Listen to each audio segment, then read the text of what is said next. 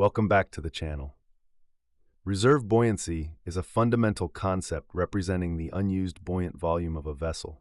Simply put, it is the volume of the ship's watertight spaces above the waterline, the part of the ship that is normally dry but is designed to provide the necessary additional buoyancy and stability if the ship suffers damage, takes on water, or encounters severe weather.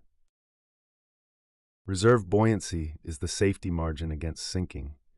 It is the volume of the hull that can be immersed before the vessel loses its ability to float. This volume is enclosed by the watertight deck, typically the freeboard deck, and the side shell plating. The height of this buoyant volume is directly related to the ship's freeboard, which is the vertical distance from the waterline to the top of the deck at the side of the ship. A larger freeboard means a greater volume of reserve buoyancy.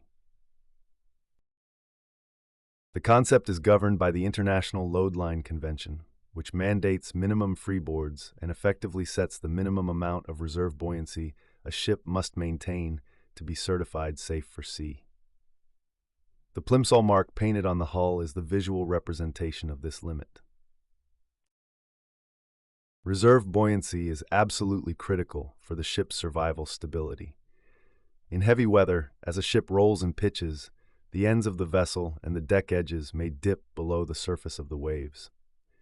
The reserve buoyancy ensures that the ship retains sufficient righting livers and positive buoyancy, preventing a permanent down flood and eventual loss of stability.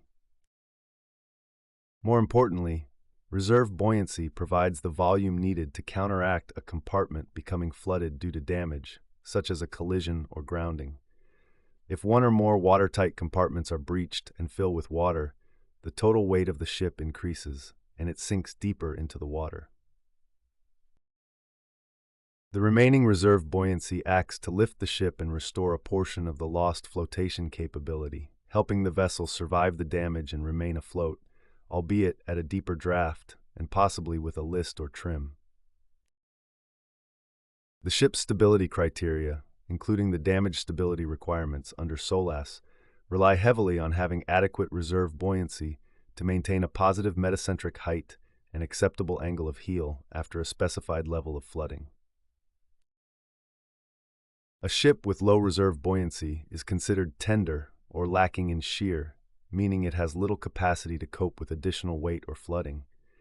Naval architects prioritize a hull form that maximizes this volume, often by incorporating sufficient shear and a high freeboard. Therefore, reserve buoyancy is not just a calculation. It is the unseen volume of air that gives the ship its ability to withstand the worst challenges of the sea and ensures the vessel remains safely afloat.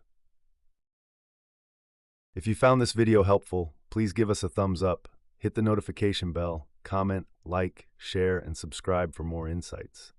Thank you.